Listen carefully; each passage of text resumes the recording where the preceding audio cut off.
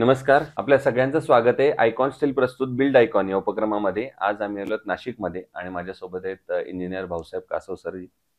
त्यांच्याबद्दल सांगायचं म्हणजे मागच्या 25 वर्षांपासून ते या क्षेत्रामध्ये अतिशय अविरतपणे काम करतायत.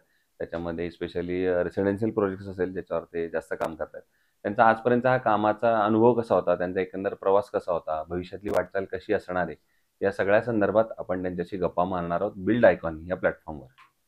नमस्कार सर. नमस्कार. आपण आता गप्पांना सुरुवात अशी करूया थोडंसं फ्लॅशबॅक मध्ये जाऊन. आणि मला आधी विचारायचं ते म्हणजे तुमची शैक्षणिक पार्श्वभूमी कशी होती, म्हणजे शाळा कुठली होती, कॉलेज कुठलं होतं, सिव्हिल इंजिनिअरिंग या क्षेत्राकडे वळण्यामागची प्रेरणा कुणाची होती, ज्यांच्यामुळे तुम्ही या क्षेत्राकडे आलात? हा कसा होता सगळा प्रवास?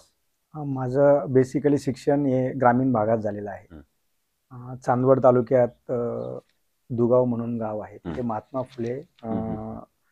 फुले हायस्कूल दुगाव या शाळेत माझं 10वी पर्यंतचं शिक्षण झालं. त्यानंतर मी नाशिकमध्ये कॉलेजसाठी मी इकडे आलो. मी बेसिकली सिव्हिल ड्रॉसमन चा कोर्स केलेला आहे. बरोबर. तो 98 ला पास आउट झालो. त्यानंतर मी एक आर्किटेक्ट आहेत भालचंद्र चावरे, मोठं नाव आहे नाशिकमध्ये, त्यांच्याकडे मी प्रॅक्टिस केली. त्यानंतर त्यांनी मला प्रेरणा दिली की तू डिप्लोमा सिव्हिल इंजिनियर कर. मी डिप्लोमाला ॲडमिशन घेतली. त्यानंतर मी सिव्हिल इंजिनियर झालोय. पण बेसिकली त्यांनी मला जास्त प्रोत्साहित केलं, चावरे साहेबांनी. हो. त्यामुळे तुम्ही या क्षेत्राकडे वळालात. मग या क्षेत्राकडे वळल्यानंतर खरं तर एक वेगळा स्ट्रगल चालू होतो.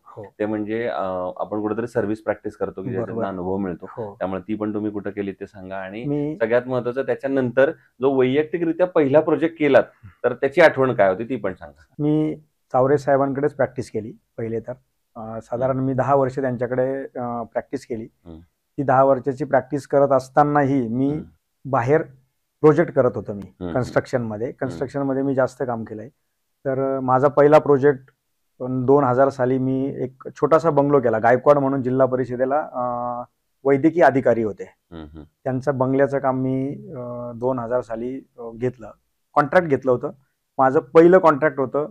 त्यात महत्त्वाचं म्हणजे काम करत असताना काम झालं, मी रेट वर्कआउट करून दिला होता त्यांना विथ मटेरियल. आणि अचानक त्यावेळेस रेतीचे रेट हे काहीसे वाढले होते. रेतीचा तुटवडा आल्यामुळे रेट वाढले. तिथे लास्ट काम होतं, किरकोळ काम बाकी होतं, पण तेव्हा रेतीचं शॉर्टेज आल्यामुळे मला ती रेती डबल रेटनी गाडी परचेस करावी लागली.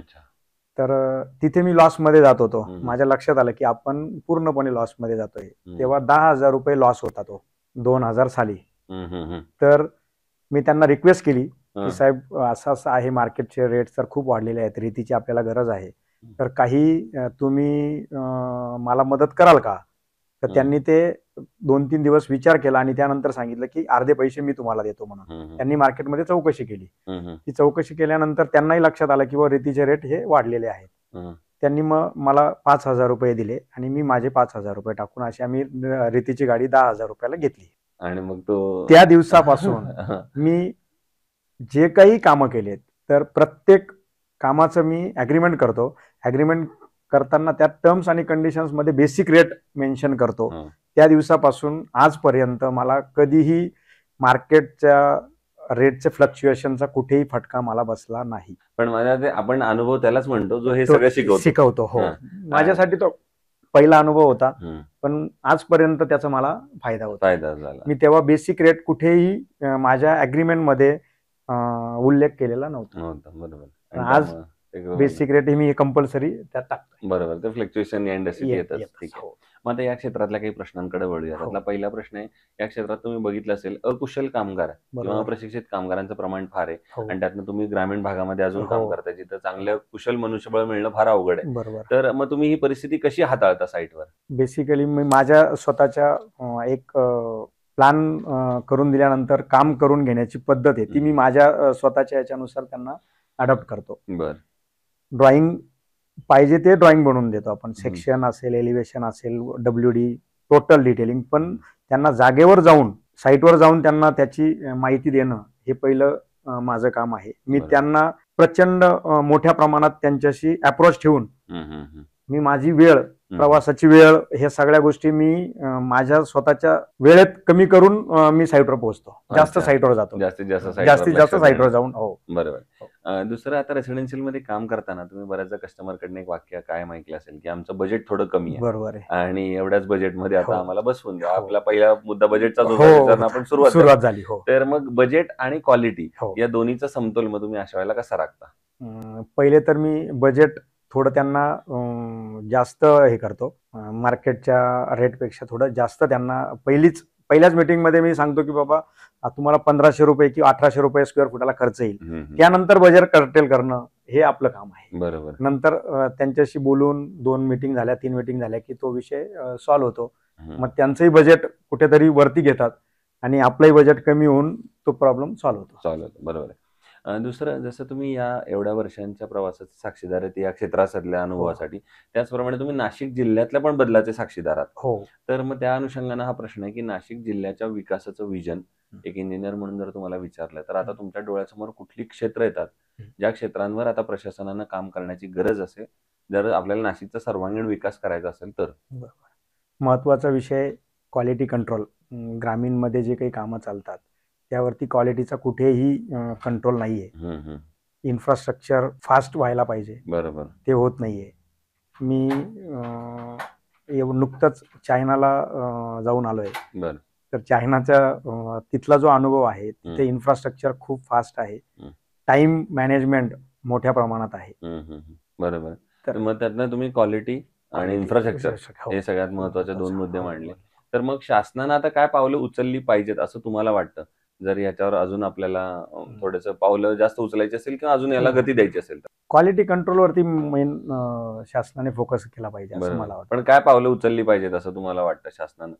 म्हणजे शासन काय पावलं उचलू शकतं का ही क्वालिटी मेंटेन करण्यासाठी बांधकामातली? आणि इन्फ्रास्ट्रक्चर मध्ये तुम्हाला काय वाटतं, जर चांगलं इन्फ्रास्ट्रक्चर नाशिकमध्ये आणायचं असेल तर त्यासाठी शासनानं काय केलं पाहिजे? मग म्हणजे चांगले रस्ते असतील, चांगले ब्रिज असतील, असं अशा अनुषंगानं. आता ब्रिजच्या नाशिकमध्ये तर कुंभमेळ्यामुळे बऱ्यापैकी निधी उपलब्ध होणार आहे. बरोबर. त्याचं युटिलायझेशन प्रॉपर करावं. ओके, मग हे सगळ्यात महत्वाचं. दुसरं, आतापर्यंत काम केलेल्या प्रोजेक्ट पैकी एखादा आयकॉनिक प्रोजेक्ट सांगू शकाल का, की जो करताना तुम्हाला एक आनंद समाधान वेगळं मिळालं आणि तो कायम आठवणीत राहील, तर त्याची काय विशेषता आहे? आत्ताच मी वडाळे भोई ग्रामीण भागामध्ये लॉन्सचं काम केलंय. मंगल कार्यालय आहे, बँकेट हॉल आहे. तो 1.5 वर्षाचा प्रोजेक्ट होता माझ्यासाठी. मी कन्सल्टिंग आणि कॉन्ट्रॅक्टिंग दोघंही काम मीच केलं आहे.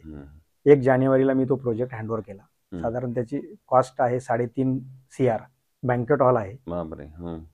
तर तो प्रोजेक्ट माझ्यासाठी खूप महत्वाचा आहे. बरोबर. आणि असा एखादा प्रोजेक्ट जो करताना काहीतरी अडचणी आल्या, आव्हान आली आणि त्या आव्हानावर तुम्ही कशी मात केली, असा एखादा प्रसंग? त्याच प्रोजेक्ट मध्ये ऍक्च्युली सँक्शन घेण्यासाठी टाउन प्लॅनिंग डिपार्टमेंटच्या सँक्शनच्या संदर्भात हायवेला बेसिकली असल्यामुळे तिथे 50 मीटरची बिल्डिंग कंट्रोल लाईन आहे.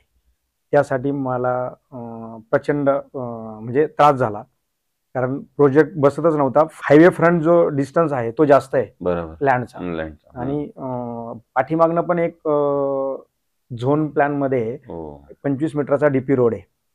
त्या डीपी रोडचे पण मार्जिनल डिस्टन्स टाकून आम्हाला बिल्डिंग बसवावी लागली. बरोबर आहे. दुसरं, कन्स्ट्रक्शन मध्ये स्टील निवडताना तुम्ही काय पॅरामीटर्स बघता आणि मग ठरवता की हे स्टील चांगलं आहे, हे वापरलं पाहिजे? स्टीलची स्ट्रेंथ खूप इम्पॉर्टंट आहे. क्वालिटी आणि स्ट्रेंथ. आयकॉन स्टील यापूर्वी वापरलंय का कधी कुठल्या? नाही वापरलं. ओके. आणि आता अगदी शेवटचा प्रश्न, ते म्हणजे या क्षेत्रामध्ये जे तरुण इंजिनियर्स येतात त्यांना तुम्ही काय सल्ला द्याल या क्षेत्रात येण्यापूर्वी? त्यांनी व्यवस्थित स्टडी करून काम करावं. कुठेतरी प्रॅक्टिस करायला पाहिजे. प्रॅक्टिस करत नाही. नवीन इंजिनियर पासआउट झाले की लगेचच इंडस्ट्रीमध्ये उतरतात, सिव्हिल इंडस्ट्रीत, आणि काम करताना ते पूर्णपणे कोलॅप्स होतात, जो चांदवडमध्ये मी अनुभव घेतलेला आहे. नवीन मुलं पासआउट झाल्यानंतर इमिजिएट मला काम पाहिजे आणि ते काम सुरुवात करतात आणि कुठलाही अनुभव नसताना ते पूर्णपणे प्रोजेक्ट फसलेले आहेत. तर ते इंजिनियर भाऊसाहेब कासवजी, आणि त्यांनी सांगितलं त्याप्रमाणे की जसं एखाद्या कन्स्ट्रक्शनला चांगलं क्युरिंग झालं पाहिजे, तसंच तुम्हाला या क्षेत्रात आल्यानंतर चांगला प्रॅक्टिकल अनुभव घेतला पाहिजे आणि मग तुम्ही या क्षेत्रामध्ये या क्षेत्रामध्ये तुम्ही नक्की यशस्वी व्हाल. पुन्हा एकदा सर, आपल्या मनापासून आभार की तुम्ही आलात, आणि भविष्यात सुद्धा अशी उत्तम आयकॉनिक प्रोजेक्ट आपल्या हातून घडावेत.